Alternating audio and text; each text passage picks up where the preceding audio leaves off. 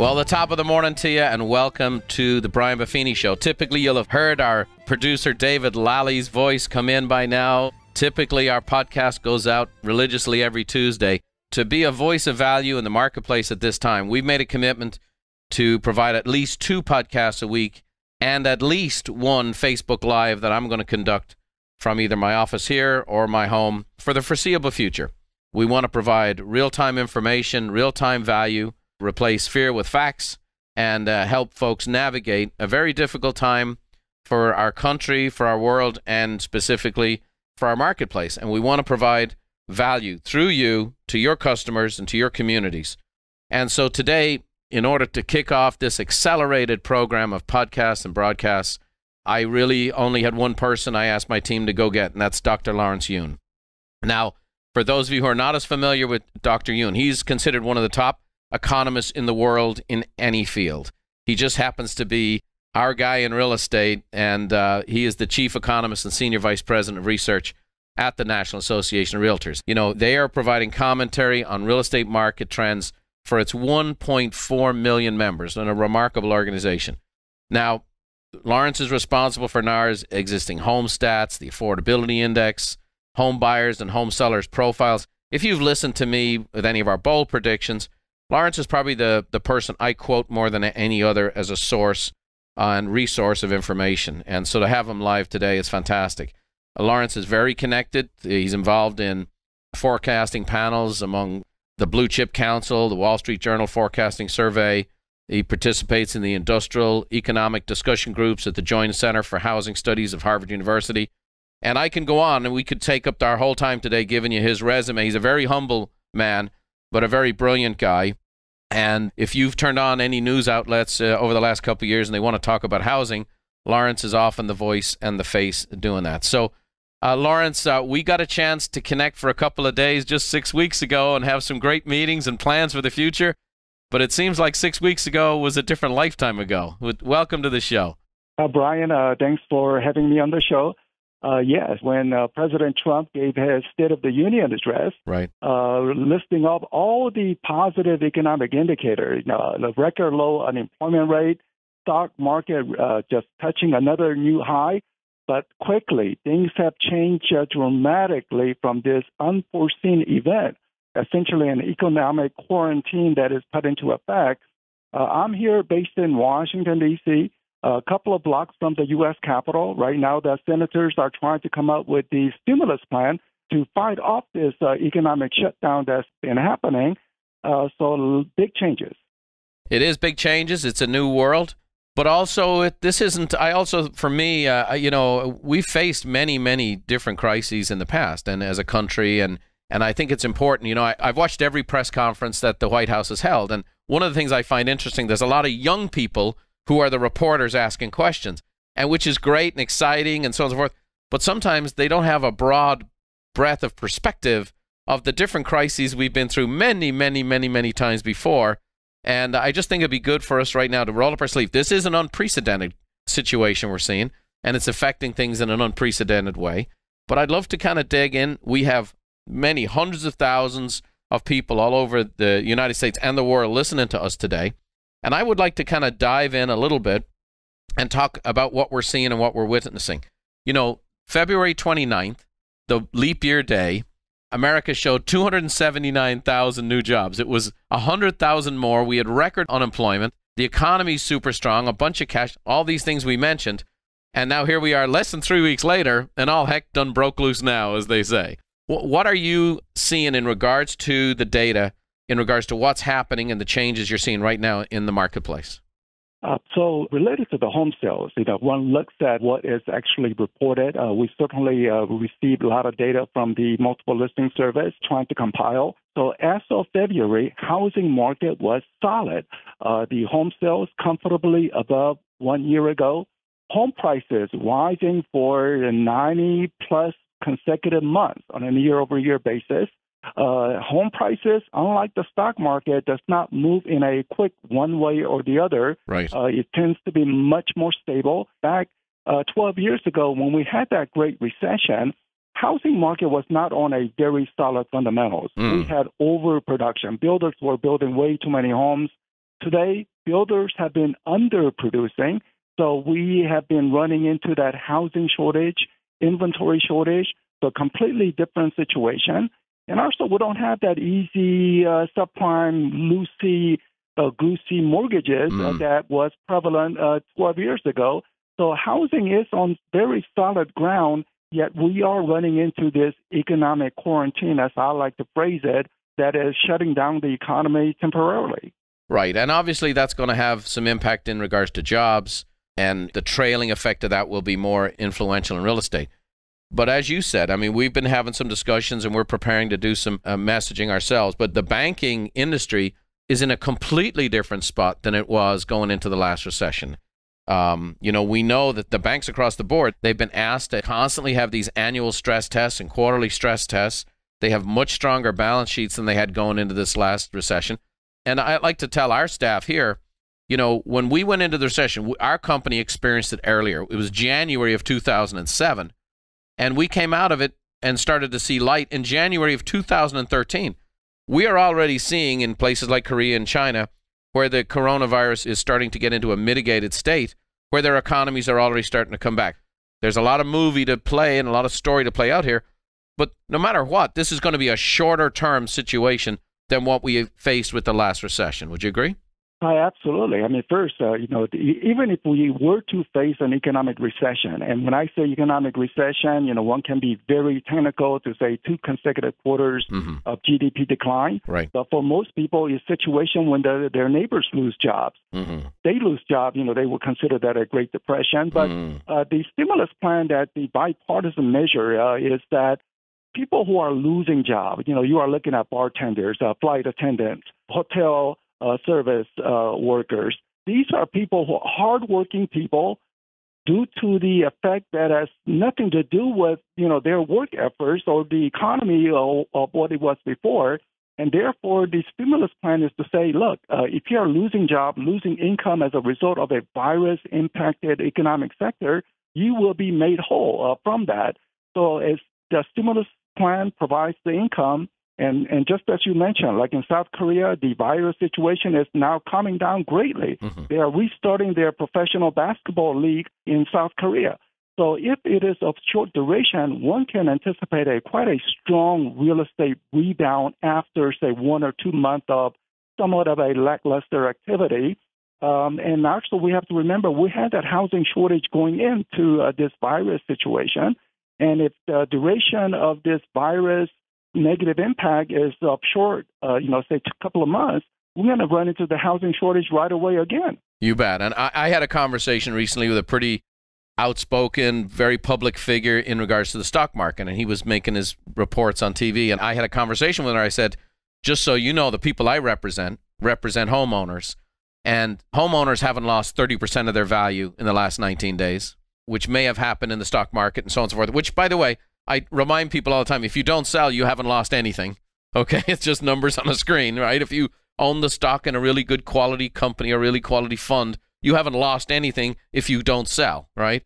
So, but I shared with them, I said, number one, our folks haven't lost 30% of their value. And I said, number two, isn't it interesting that in this time of crisis, the one place that people had to go to for their safe haven was their home.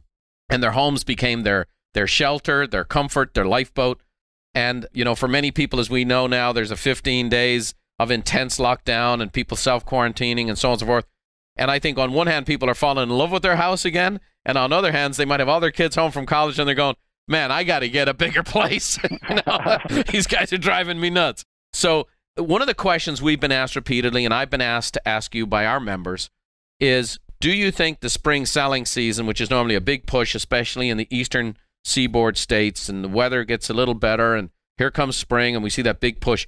Do you think it's more likely that spring season is going to get pushed out into summer, late into fall, or is that season going to be gone, and we're going to see a precipitous drop-off in home sales this year?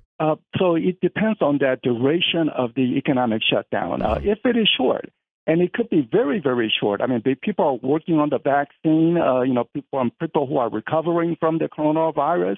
Currently, about 80,000 people have recovered, while about 8,000 people sadly has died from the virus. But 80,000 people have recovered, and consequently, they are working on those recovery plasma situation. So if it is of short duration, it will be just a delayed spring buying season. So it could be in August, September, where we see that normal spring buying season occur because there's always a changes in family circumstances. People have additional child in the family, or people who were in the elementary school, suddenly they're going into middle or high school and they want to have a different school district. So there's people constantly moving, and the job market had been very, very strong. Once you create jobs, there's a need for relocation. So if it's a short duration coronavirus impact, then one will just see a very robust late summer going into fall home sales market. You bet. Obviously, it's almost impossible to project at this stage, right? Because you're having to analyze data, and data is a rearview mirror, and you have data through February which look like, hey, we're heading for a fantastic year. Everything's looking great, prices are good, and so on and so forth. It seems to me that as we get ready, there will be a pent-up demand. I mean, that seems to be obvious. In the other areas, it's not like, okay, I want to go back to the restaurants in June and I'm going to eat 5 meals a day. That's not going to happen. I plan to do a cruise in March. Boom, that's not happening. So there will be areas that obviously will see effect. There will be other areas of the economy that we will see probably longer-term unemployment and so on and so forth that take a while. But in the housing market specifically, it seems like because we were at the center of the storm so many years ago, we're in really good shape. It seems like the banks are in good shape. The actual fundamentals of supply and demand are very strong still. We've got a limited supply, and based on our population, it seems like the real estate business as a huge sector of the economy is actually poised to still perform pretty well. What say you to that? Absolutely. I mean, one looks at the early 1980s recession when unemployment rate climbed to 12%. What happened to real estate? Well, home prices were rising. Even throughout the recession, home prices were rising. One looks at the 1990s recession, home prices rose. Aftermath of that tragic September 11th event, economy went to a recession of short duration, home prices increased. So people who held on to real estate, they did well even during this very difficult economic times. The only exception is really that the 2007-2012 housing-induced recession because of that easy subprime mortgages and builders building over 2 million homes. Just to give you perspective, today we are barely building a little over 1 million homes. So that has been the case for almost a decade, and which is the reason why we have that inventory shortage, and builders simply cannot ramp up to 2 million even if they wanted to. So we are running into this housing shortage. Housing is on very solid ground if we were to go into a recession. Right. And what we've also seen in the past is when there were major economic downturns, many people feel the queasiness of how quickly the stock market can move. And people have said, I'm putting my money back into housing, even into rental properties or second homes and so on and so forth. It seems like right now, that's probably the logical thing again. Depending on your age and your risk tolerance, what percentage of your portfolio should be in stocks anyway is obviously something to be discussed. But it seems like real estate is always going to be this safe haven where people are putting their investment. I would like to see, more homeowners participate in the wealth gain over the long haul. Maybe for 1 or 2 years, then the prices really do not rise all that much. Right. But right now, given the housing shortage, prices would rise. But one area, real estate investors, they're doing quite well. I mean, the rental income is coming in, even through this, if there's a downturn of some longer duration, the rental income will continue to come in as long as there's a stimulus plan to provide for lost income for those people who are impacted. And at least that's the intent of the White House along with Congress in passing the stimulus bill. So real estate investors are in very good shape. But I'd rather have homeowners participating rather than the real estate investors. For sure. And I also think, I was just listening to Larry Kudlow, who's the White House chief economic advisor, and he was saying, look, our currency is very strong and our credit is excellent and money is so cheap right now. At some point in time, deficits need to be addressed and so on and so forth. But right now, they have many options to continue to support the economy because credit is so cheap at a country level. We can borrow a lot, we can infuse a lot, we can direct a lot. In many ways, we're well set up for this crisis on a major level. I want to throw a couple of very tactical things in here that many of our constituents and members are asking. With the impact of the Fed cutting the rate to zero, how does that actually impact mortgage rates that'll be passed on to the consumer? Well, the headline news when the Fed cuts interest rates, so what they control directly is something called Fed funds rate. That is actually a guidance of what a bank borrowing rate from each other. Because, there's always a cash flow issues. You have to meet the payroll. You need to borrow money for 1 week and then repay. So Fed funds rates are not mortgage rates. So the mortgage rates do not necessarily move one-to-one with Fed funds rate. But generally, the fact that we are in a very accommodating monetary policy means mortgage rates will be at historic lows. The most recent data shows about 3.3%. I think it could even go down to 3%. Wow. We took a survey of realtor members about their clients to say, you have a stock market crash, clearly a negative, but then we have a record low mortgage rate. How are your clients reacting to this opposing forces? Negative stock market versus positive mortgage rates.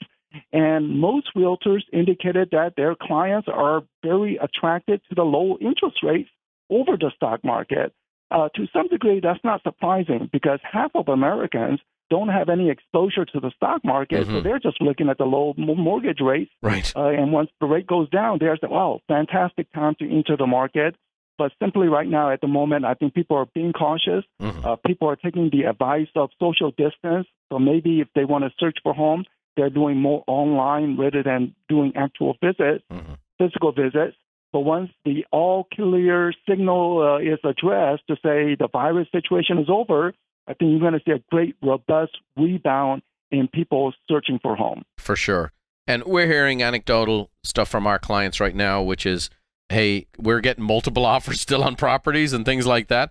However, in certain areas, Northern California, New York, they've shut down the government buildings that can record the deeds and so on and so forth. So they're having to deal with a lot of extensions or going back to the customers and saying, hey, can we file extensions and so on and so forth. There's some challenges like that in the short term. I know we've heard of appraisers not wanting to go into houses, some people not wanting to have their house on the market for a period of time. And I really feel like Dr. Burke and Dr. Fauci have been doing superb work. I watch these press conferences. I feel good. I like these folks are really on it.